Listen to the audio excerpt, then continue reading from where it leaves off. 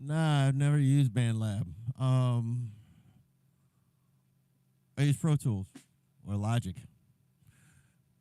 Um, and I don't even think BandLab is like. I don't think there's a Mac version.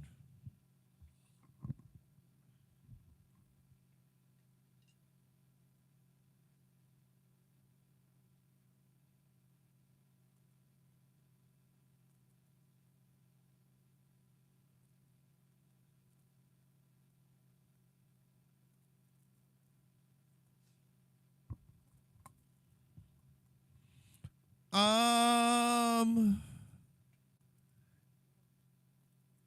I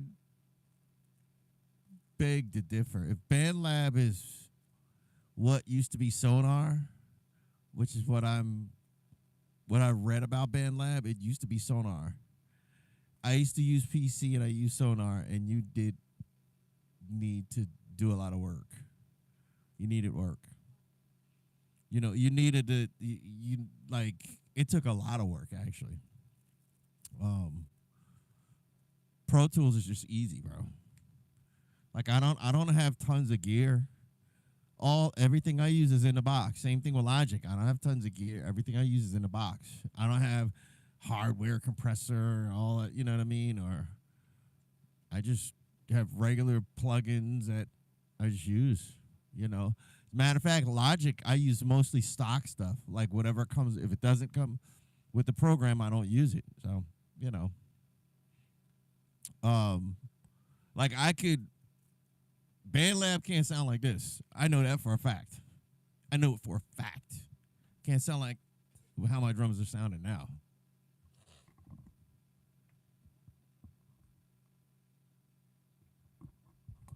And I'll say this, I hope you don't get offended, but if you think it sounds the same, your ears aren't trained.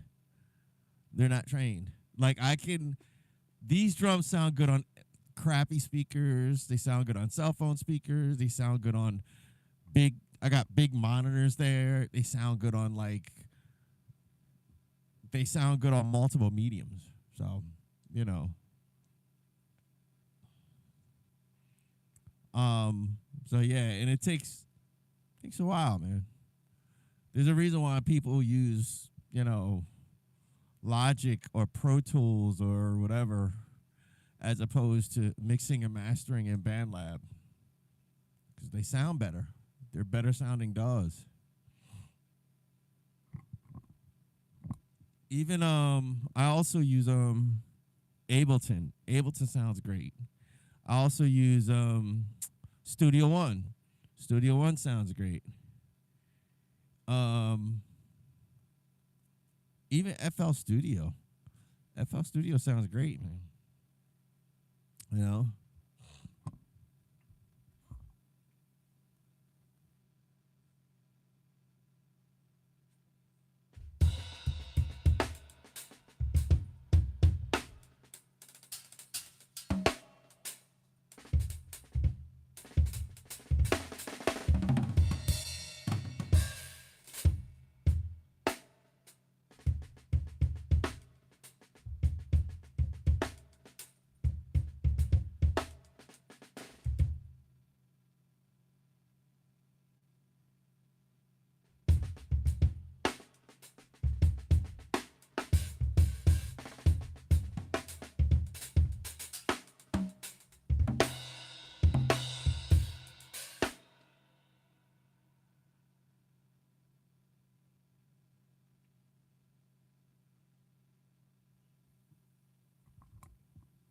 I think I'm gonna leave this mic on because but I don't like leaving it on because it kind of sounds weird.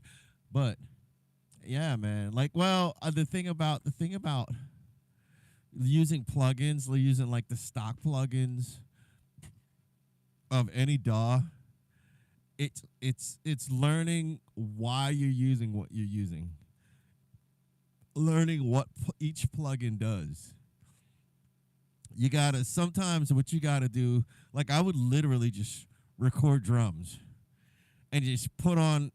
The first thing you should do is you put in the plugin, whatever, like say on a bass drum or the snare or whatever.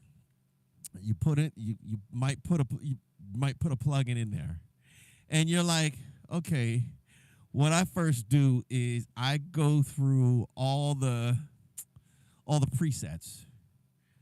Um, the presets were designed by the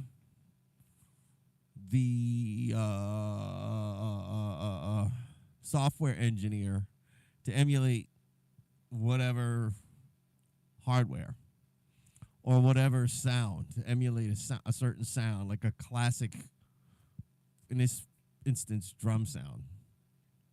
So I just go through I go through the stock presets, and then I tweak the presets based on how this how this room sounds. Because no plugin preset is going to perfectly match the room you're recording in. So I might choose this preset and like kind of tweak it a bit, and then I'll try it. Like I have 1, 2, 3, I have 4, 5 sets of studio monitors.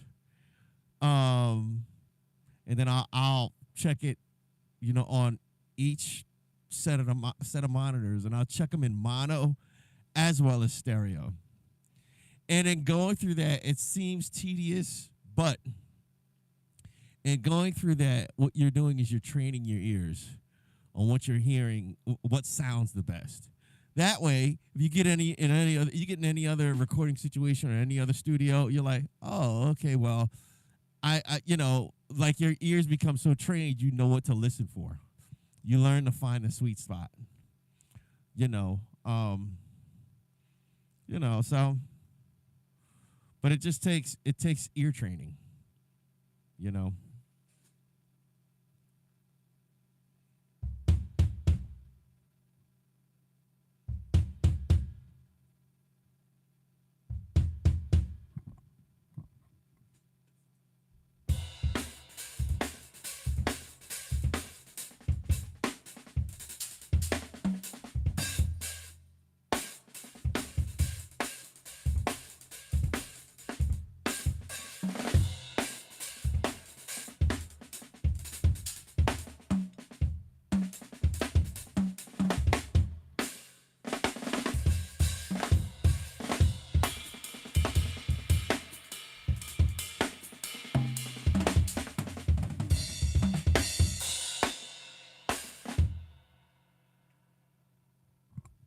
Like for instance, here's a great example. People look at their they hear my snare and they're like, "Man, what kind of snare is that?" They assume it's this great. Oh, that must be like a so and so. Like it's some special kind of snare. It's not. This is a cheap pearl export snare. It's a steel pearl export snare.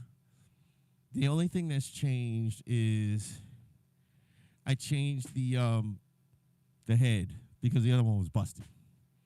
And I got an Evans G2 Genera, the one with the little the little pinholes around the rim. I like them because there's not a lot of it's dry. There's not a lot of rim. There's not a lot of ring. Not a lot of overtones. It just sounds nice. It's got the stock reso head. Everything on it is stock, even the throw off. I need to replace the throw off because this is busted. It only stays on there because I keep a rubber band on there. But yeah, it's a stock snare.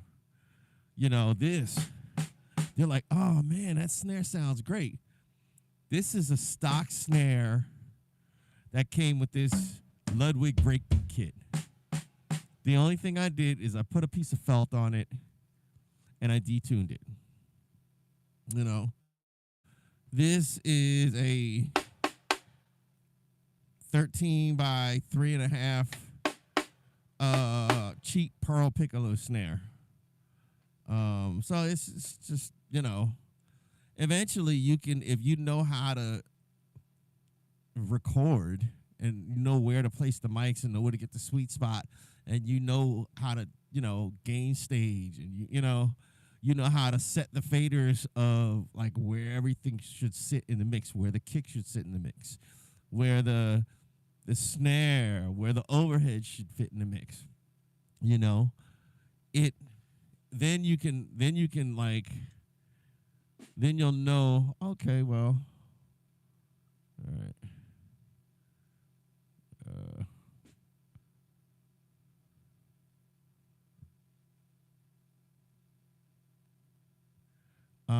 what in the world?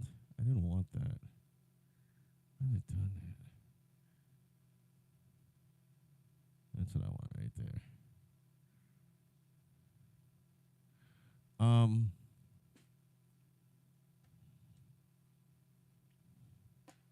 but yeah, it's just it all. It's like it's commercials. YouTube is killing me.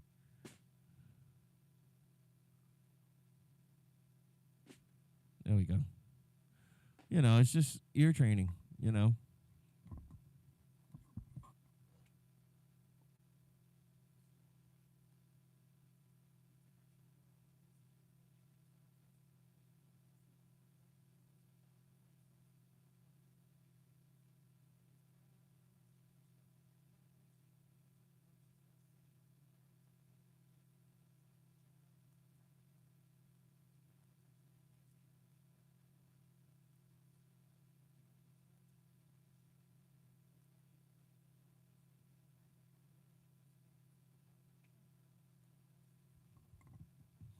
Yeah.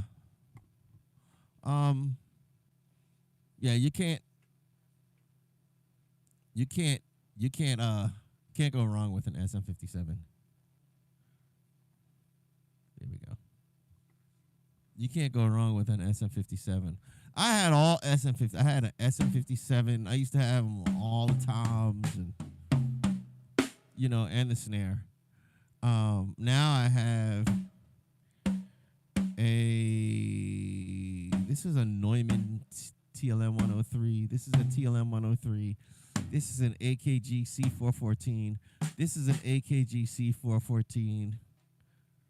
This is a TLM 103. That's a TLM 103. That room mic is a Telefunken TM, I think 51, TF 51. That I call it a crotch mic, because it sits right in front of the kit and it's pointed at the crotch.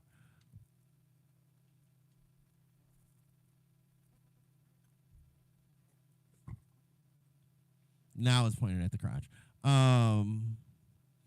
That's a Neumann U87AI.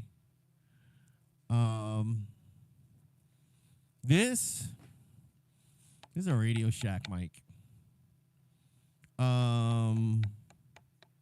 For a while, Radio Shack actually made mics that sounded really, really good. They sounded like SM57s, only slightly brighter.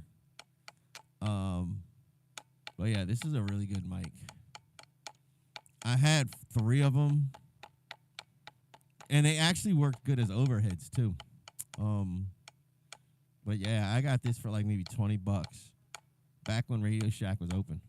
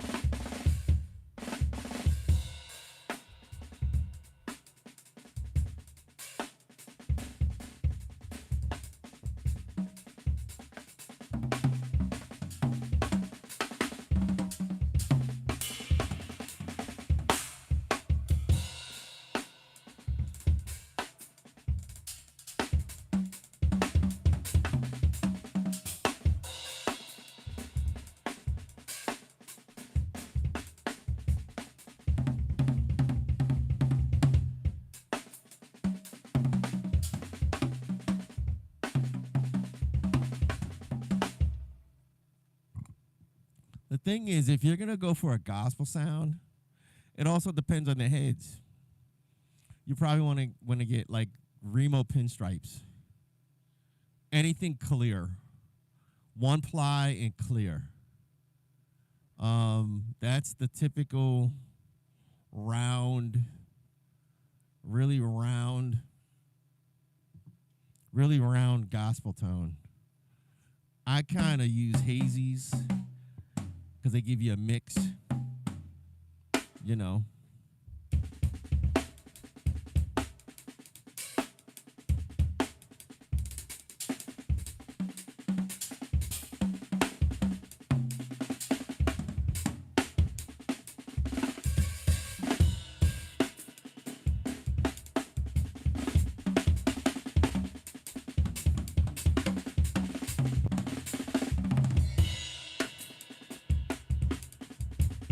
But yeah, I use hazies because you can get a gospel tone if you want. You can get a jazz tone if you want, you know.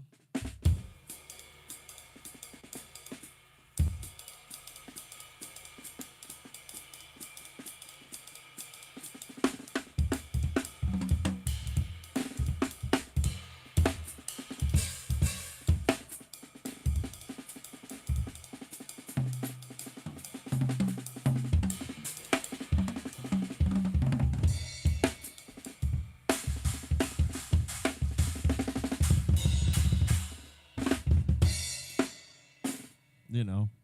You can get kind of like the mix. Um um Panasonic owns Techniques now. That is really weird.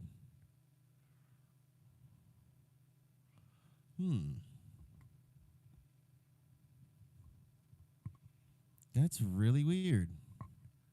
I would I would skip this commercial, but I really want to see this.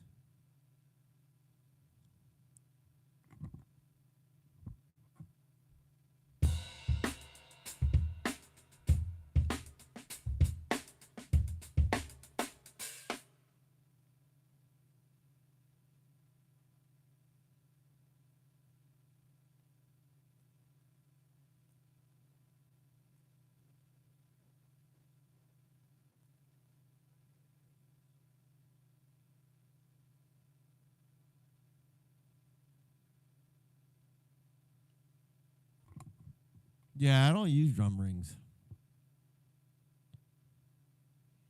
Yeah. It's just a way, like, it's a certain way you tone them where you don't have to use drum rings. Um, you tune the bottom head slightly looser than the top head, and it takes out a lot of extra ring. Yeah, man. Panasonic bought Techniques.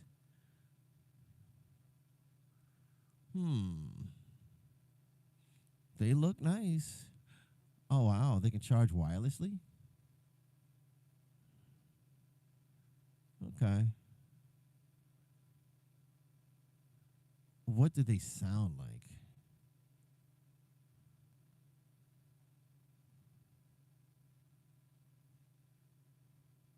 Techniques.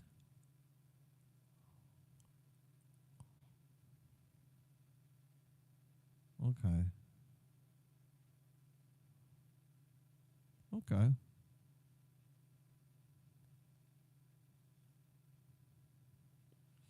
I don't like to use, I only like using something going in my ear, like when I'm using in ear monitors. Generally, I like using headphones if I can. Um, because what happens is it goes directly in your ear. All of this flesh is designed to help your ears focus. If you put a sound source directly in your ear past all this, the fleshiness of the ear, what you do is you dull your ear's ability to actually focus.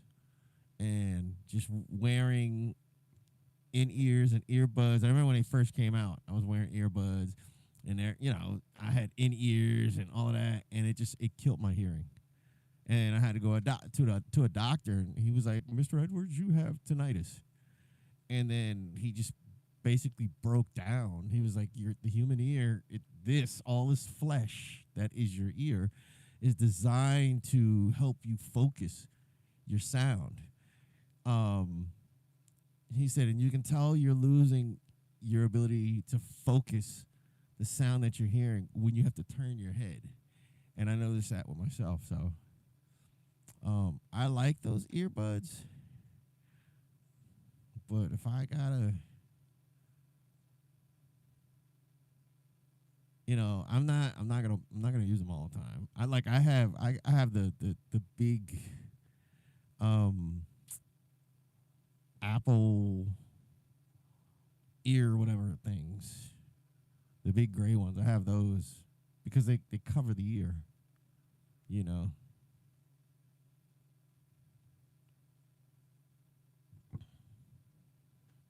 All right, I'm good. That's all I need to know, dude.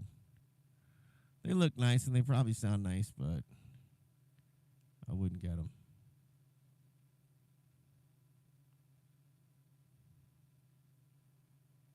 Yeah, like sound design and engineering and mixing. It's about ear training. You know, learning your monitors and really getting multiple pairs of monitors, and and and learning the monitors, and don't get monitors that sound good. That's what you don't want because they're lying to you. You know, they have consumer grade monitors that are made to remove all the bad tones. Then there are monitors that are made to make your music sound like trash. And you have to work hard to make them sound good on your system. You want the ones that are gonna you want the monitors that are gonna make your, they basically call them, they're transparent, you know. I'd rather have a pair of monitors that make my music sound like trash than I got to work really hard to make them sound good, you know. Um, and hey, you don't have to buy like really expensive ones. Um, you just want to buy transparent ones, and they're like I made a pair of studio monitors, closed back studio monitors that they're based off of the original schematics of the Oratones, Oratone C5s. I might start making them and sell. I might start selling them. Um, but you can still get the components on Amazon. They're like dirt cheap. I think the hardest thing was actually putting them together. Um, but yeah, what they do is they give you exactly what exactly what's going on in terms of the sound. You know, and if you can make them sound good on those, they're gonna sound good on anything else. You put them in a car, gonna sound good. There was a point in time where I would make mixes and then go out in the car and be like, "Does that sound good?" And then I'd come in here and then tweak and tweak and tweak and go back out in the car. I don't do that anymore. You know, I just I I'll come in here and I'll be like, "Okay, I think I got it," and I don't even bring it out like to the car. I'll bring it out to the car just to know that, okay, this is gonna sound nice. So I know it's really gonna sound nice in the car. So, as opposed to before, I would check it and check the balance and all of that stuff. And you gotta have a good set of headphones. I have the discontinued Sony's professionals. They had the 3 tiers. They had the prosumers. They had the mid range, which everybody has the mid range now, and they had the high end ones. But the mid ranges were so good that they discontinued the high ends. I have the high ends. They're like really, really good. Like you can hear everything. I have another set of headphones. I think they're called AKGs. I can't remember. I used to have Sennheiser HD 250s, I think. I'm probably gonna get another pair. I love those headphones. You know, those are good ones. But yeah, so if you're gonna like mix, have a pair of headphone monitors to kind of check the balance and stuff like that. It's always good to have a pair. You know, but yeah, so you don't have to pay a lot. I have Yamaha HS8s. I have 2 pairs of monitors. I have the Auratone mixed cubes. I have the Avantones. No, I have the Avantone mixed cubes. I have the Auratones C5 basically rebuilds. And I have another pair that's really, I don't know what they are. They're like, I got them for free. One of my neighbors threw them away, and I was like, I need a they were closed back. There's no port on the back of it. So I said, you know what, I need a pair. So I got HS5 speakers. You know, I got the cones, stuck them on there. I disabled the tweeter, and they sound great. You know, I got a pair of Mackie MK3s over there, which everything sounds good on those. So I don't really use them too much. So I don't know.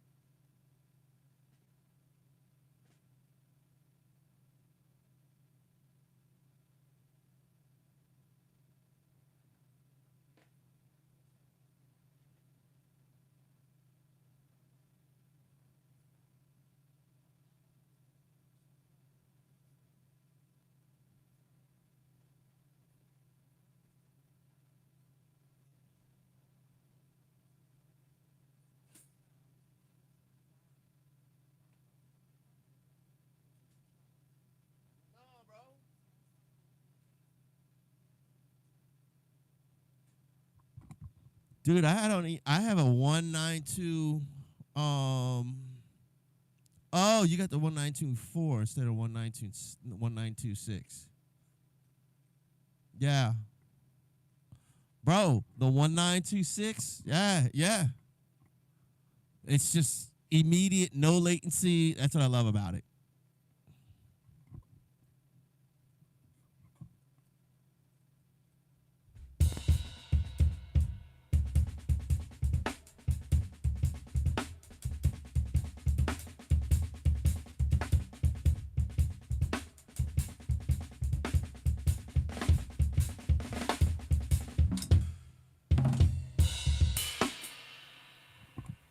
The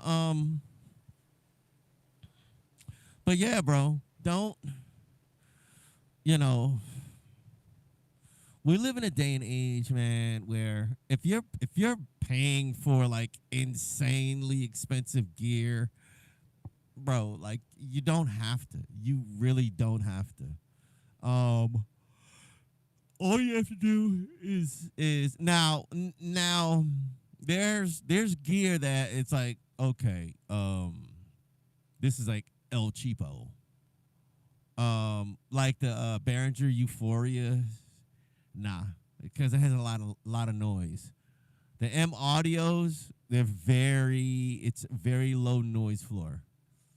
Um, like it's like it like the noise is like extremely minimal, and it's plug and play. Um, at least for Max it is. It's plug and play. But oh, this is totally fake. I watched this thing about ghost, you know, hauntings caught on tape. This is totally fake. This is, come on, bro. It's not real. But don't get fooled by thinking you need this pristine gear. Now, I think I'll say this.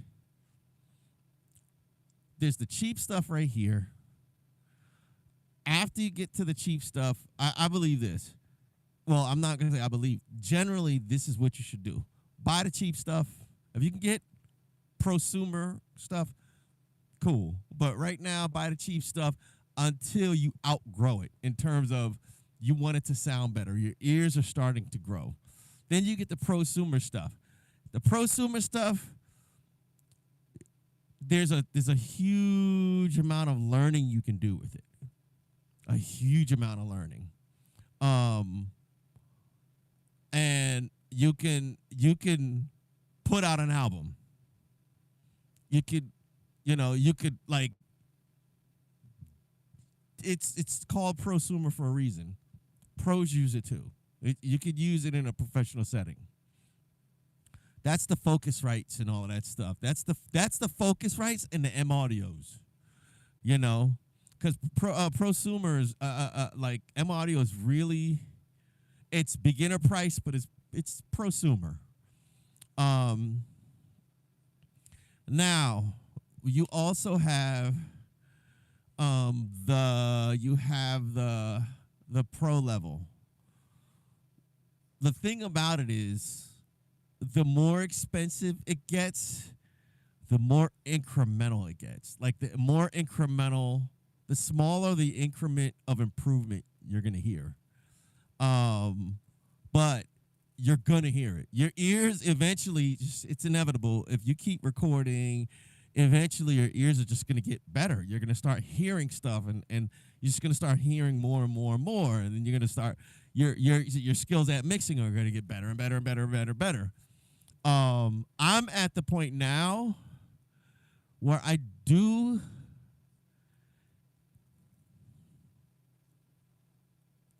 not in a rush to buy completely pro stuff. Like, I can buy it now. Like, my next move is a Focusrite Claret. I could get a Focusrite Claret or a RedNet. Or you can get a universal audio interface, that's pro level. Like a lot of guys they'll use a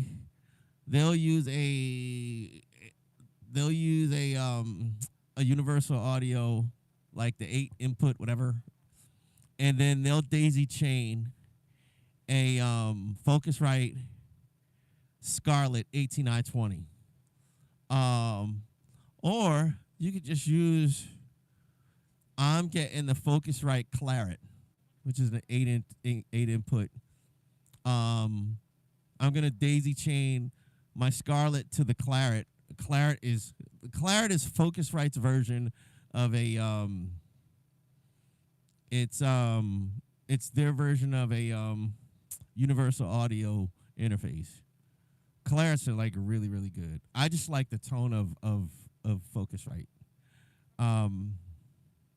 So you have to consider this. No matter how good your gear is, the people listening to the music, they're not going to know the difference. They're not going to hear all that stuff. They're not. Like audio engineers aren't listening to your music. Regular people who, for all intent and purposes, are like illiterate to that. Their ears aren't trained to that stuff. So don't be in a rush to like spend 50 arms and 30 legs and sell off a kid to buy new gear. I went through that, man. I bought like $30,000 worth of gear, and I was just like, I could just buy like $8,000 worth of gear and I'm good. So I got rid of all of that stuff and just kind of whittled everything down. Now, if when we move into a bigger place, yeah, I'm gonna get a console because I just need the faders. I like being able to touch stuff. But like the money that you pay is not, when you're first starting off, it's not worth it. You know what I mean? The jump from this sound to this sound is like, it's incremental, man. It's I mean, in small increments, so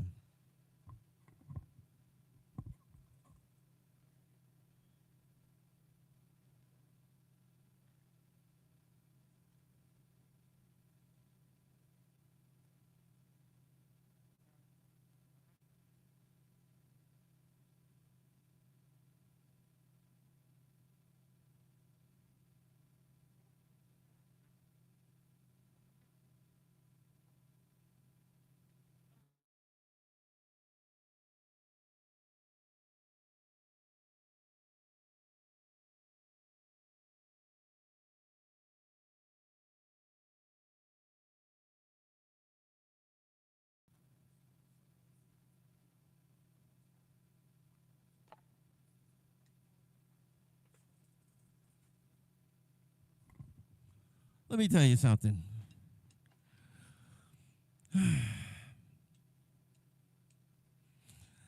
I've learned this, man. I've learned this with like top tier drummers. Um, you get to a certain place in your playing where you can make anything sound like gold. You can, you know. And it really doesn't matter. Like, you got to think about this, man. Chris Dave, who's one of our generation's like greatest, he's one of the greatest drummers. He influenced so many people. He went and got a cymbal endorsement with Sabian, not Sabian, with Zildjian. And he said, I was reading this in an interview. He said he went to the Zildjian factory and he's trying all these cymbals and none of them sound right. He said, so what he did was he went in the garbage. He went in their garbage bin and was like, okay, took this, they were all cracked and broken cymbals. And he's like, psh, psh, okay, that sounds good. And people are like, wait a minute, what are you doing? We got a factory full of like anything you want. He's like, I like the sound of this stuff. He was getting the stuff out the garbage. They have you ever see that spiral cymbal? That was a piece of cymbal. That design came from when they had those, you got a big plate and you're trying to carve it down to like an 18-inch cymbal. It's just how the machine actually carved it down spirally, And he just kind of went in the factory and grabbed one and went, ding, ding. Okay, I like this. Like, he got all the stuff that he got the throwaway, the junk, So it stops being about, what this cymbal sounds like or that cymbal sounds like, or if these are the cheap ones versus these are the really good ones. And it starts being about what sound do you like out of it. You know what I mean? It's not about, this guy with the commercial. Dude, go away. I don't want to buy your car. What's that right there? I need to make this mouse bigger. Go away. Here we go. But yeah, it starts being about like these. This is from old cymbals. This is from 2 ultra cheap China cymbals. I just stacked them on top of each other. Sound great enough,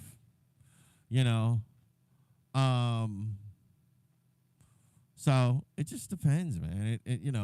Don't. That's another thing, man. Don't get stuck on. Like, I paid $1,100 for the cymbal. I love the way it sounds, but it was so washy. I had to put 3 strips of duct tape on it. Sounds great. Now I think there are certain cymbals you shouldn't skimp on. Like a ride cymbal. You shouldn't skimp on a ride cymbal because a lot of your sound comes from that. And for me, it's It's the tone, but more so than the tone, it's the it's the definition, and the control. Can I control the sound? You know?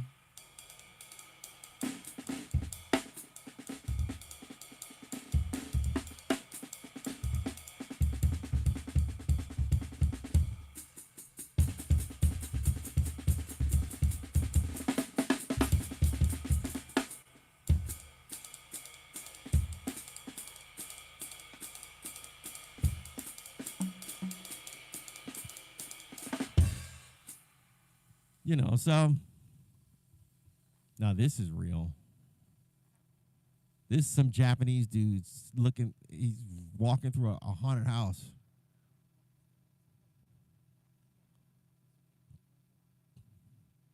This is real.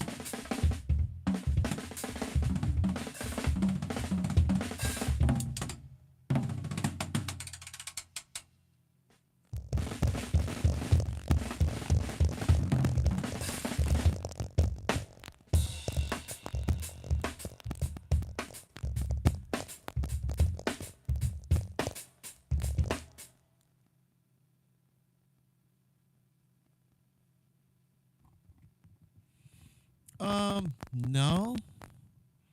I've usually just worked with, I know professional drummers or elite level drummers. To me, they're just professionals. I know them. Um, but I don't,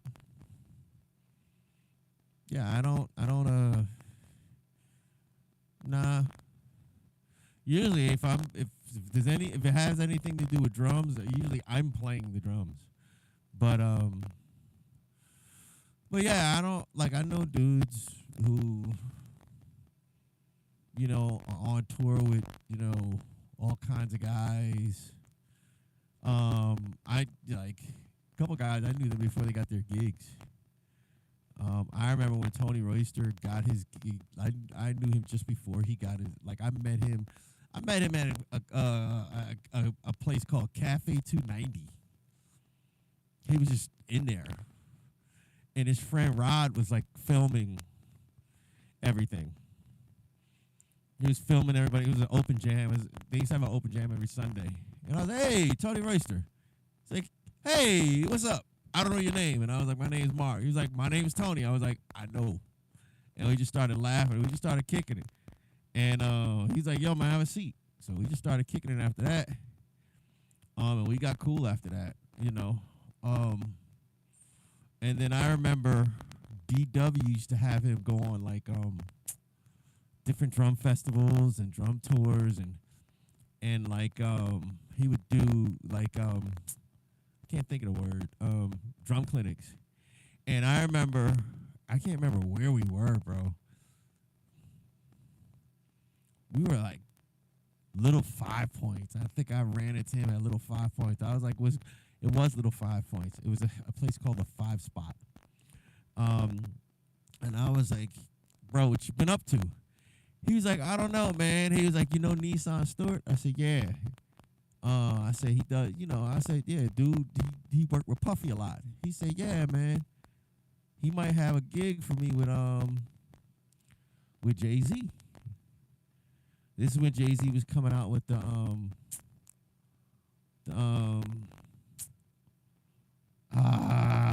not Kingdom Come, something else.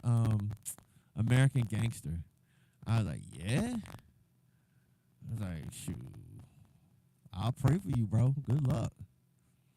And then then he went to like Yugoslavia or someplace. And then he sent me a text. He's like, yo, you gonna be at 290? It's on a Sunday. He's like, you gonna be at 290? I said, yeah. He's like, all right, I'll meet you there. And he's like, yo, man. I said, yo, what happened with the Jay-Z thing? He's like, yo, man, I gotta learn like 5,000 songs, bro. I mean, he was exaggerating, but he had to learn a whole bunch of songs. He said, I'm flying out to California, to go audition. And he got it. Let me see. Sterling Whiteside, he used to come here, and he used to shed with me. He's on tour with Corey Smith, a country band. He's got chops out the rectum. He's really like a gospel drummer, but he just plays in a country band.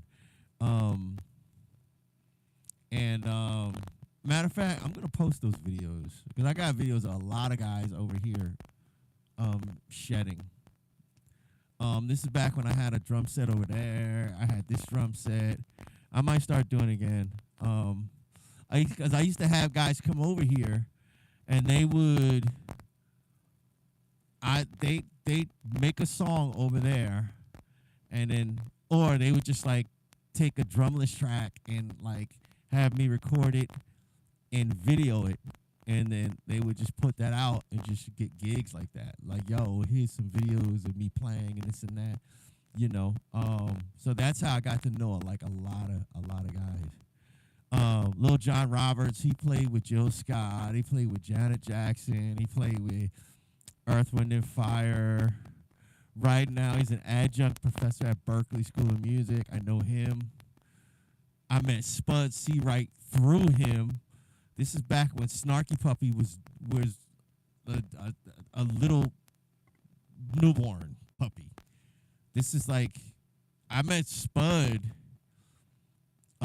I saw him on YouTube, but then when he started playing with Snarky Puppy, like I said, nobody knew who they were, but Lil Jon knew who they were. And he was like, yo, you ever hear Snarky Puppy? He was like, Mark, man, I know you know a lot of musicians. You ever hear Snarky Puppy? I was like, nah. He's like, you'll hear them now. And again, this was at the Little 5 Spot. They went there, and they were killing. And that's where I got to meet all the guys and what have you. Um, and then they were asking me, yo, man, you know where I could get some gigs? Or, you know where we can get some gigs around here? I was like, I couldn't even tell you.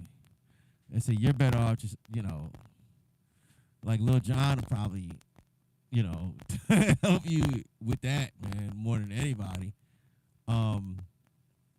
This was a back in the day. Nobody knew. This was like 08, 07, when nobody heard of Snarky Puppy.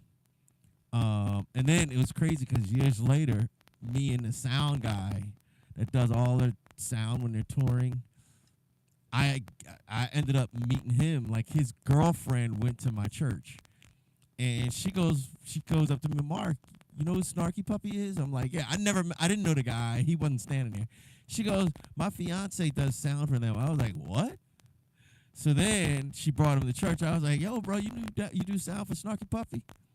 He goes, yeah, man. I said, man, I met those guys, and I told him about it. And then he came, I guess he, went on tour, and he came back. He said, man, I asked them about you, bro. They know you. They remember you. I was like, yeah, man. I said, you thought I was lying, didn't you? He's like, no. I was like, yes, you did. So, I'm fortunate in that Atlanta's a hub. So everybody comes to Atlanta. I met, what's his name? Dave Elitch, who he did the Gospel Chops Shed sessions. I met him. He was doing a clinic, and everybody was asking dumb questions. And I asked him about his band. And he was like, oh, snap. He was like, I said, yo, man, what happened to the Daughters of Mara? I said, what happened to Daughters of Mara? And he's like, oh. I said, yeah, man, I know who they are. And he goes, yeah, man, it's just a long story, man, contract stuff. He's like, meet me after all of this. So we're hanging out afterwards. It's him and Brand Daler from Mastodon sitting there talking. And he goes, yo, bro.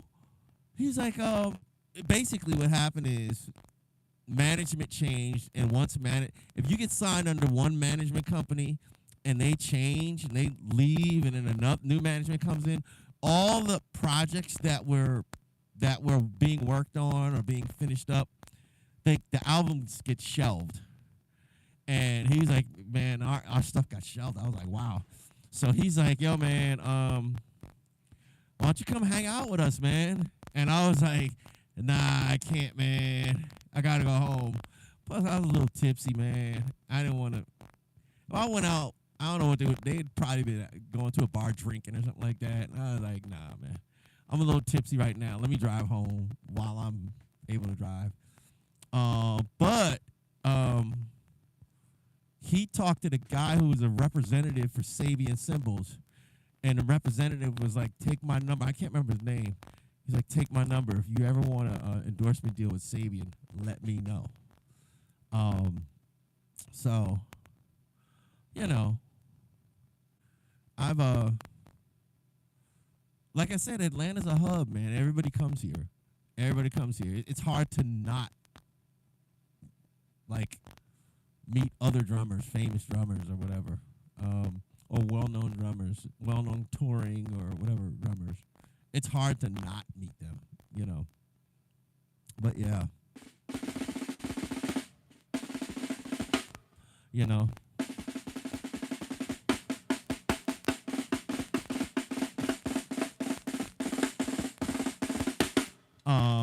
what's his name? Anderson .Paak. I met him. I used to see Anderson .Paak all the time, bro. All the time. I'm not surprised that he went to California and became a big star, because I was like, this dude is dope. Nobody here really knows. They don't know. They don't know. Atlanta's funny because Atlanta's a big city, but it really has a limited. It has a small town mentality. It's like if you don't fit in this box, they're just not gonna mess with you. They ain't gonna rock with you, And Anderson, I was like, this dude first of all, he could play 4 instruments, dude's a dope drummer, and he sings. And we used to hang out at this place called the Apache Cafe. Every Thursday night, they'd have Thursday and Sunday. They'd have Sunday was more like Sunday brunch. They'd have a jam session and then a discussion. But Thursday nights, they have open jam, and he'd be there on Sundays and Thursdays, and I'd be there on Sundays and Thursdays. And I just came up to him one day. I was like, "Dude, you're good. You're dope." He was like, "Thanks." I said, "Unfortunately, man, we're in Atlanta," and he knew exactly what I was talking about. And then I stopped seeing him, and then, I didn't find out until I saw him on, something, where he was with Dr. Dre. I was like, yeah, he went to California. Carlos McSwain, he's another guy. I met him at Apache Cafe.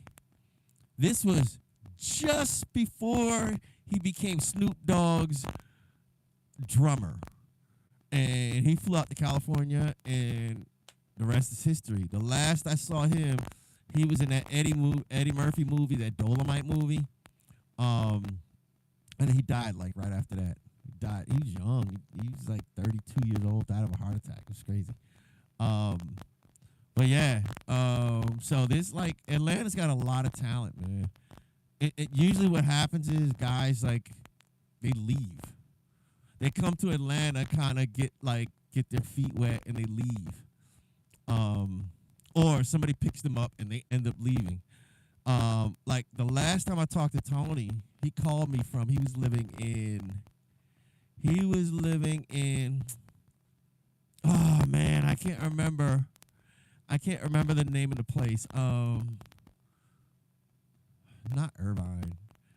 He was living in Sherman Oaks. He had a house in Sherman Oaks. And he was like, yo, bro, why don't you move, man?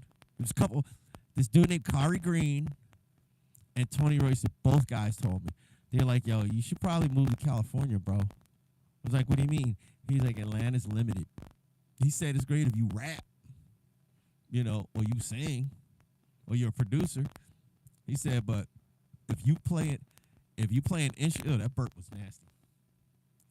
He said, but if you play an instrument or something, you should go to California, man. He was like, man, somebody pick you up quick.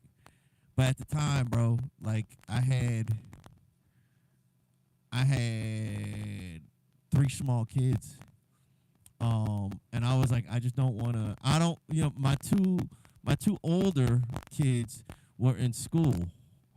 And I was like, I don't want to get them out of school. Number one. Number two, they can go to a good school because it's cheaper to live here. California, we'd have to live in the hood, man. There's houses in the hood in California that like cost $1 million. It's crazy. They're not even worth it. It's in the hood. I don't want my kids being exposed to like gangbanging and all that stuff. So I was like, nah, man. I just didn't want to uproot my family. Like a lot of my friends, a lot of my drum buddies, they moved out to California. So,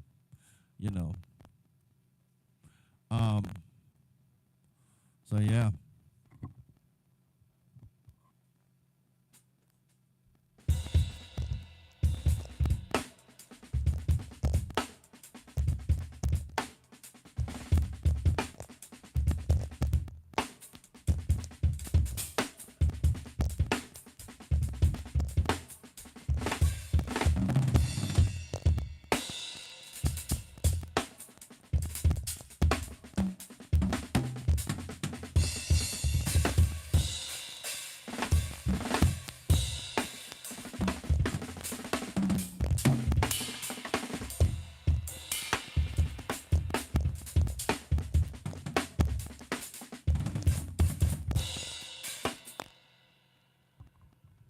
Plus, I live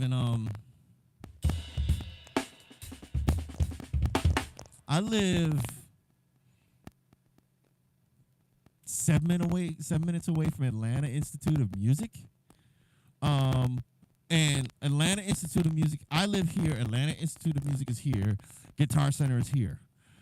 all the people in drum department, or really drum department, guitar department, bass department, they would come to Guitar Center. And I would go to Guitar Center. And I'd be like in the drum department, and dudes would be like, bro, who are you? Who do you play with? I'm like, local groups, whatever, blah, blah, blah, blah, blah. Oh, man. So then we'd just be shedding in the drum department. And I was like, yo, bro, I got like a full recording setup with two mics drummed up, with two drums, two kits, mic'd up. Why don't you swing by? And they would I would just have dudes, they would bring their amps, and we just have jam sessions here. Just wild, just extended jam sessions. There'd be like 3 or 4 drummers, 3 or 4 guitarists, 2 or 3 bass players, like 2 keyboardists. Like there would just be jam sessions here. So, and that was a regular deal. That was this was like, I had to start limiting it to like 3 days a week. If I wanted to, it would be like every day.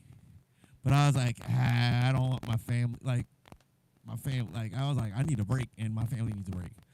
So I limited it to like 2 to 3 days a week. But yeah, it was like regular. It was a regular deal. So, but I did that to get to know a lot of other musicians, to get to work with a lot of other musicians, so, but yeah, so through that, I got to meet a lot of guys, that would eventually go out and do their own thing. So,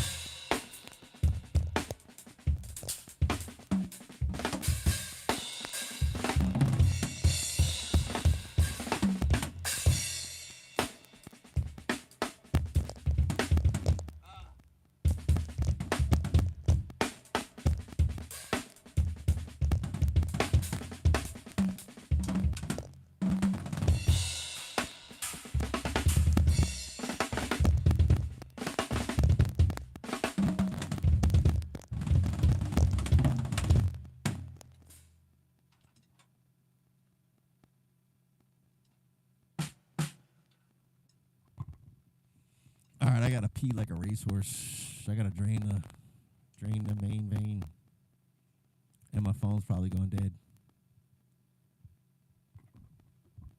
And my oldest daughter's sick.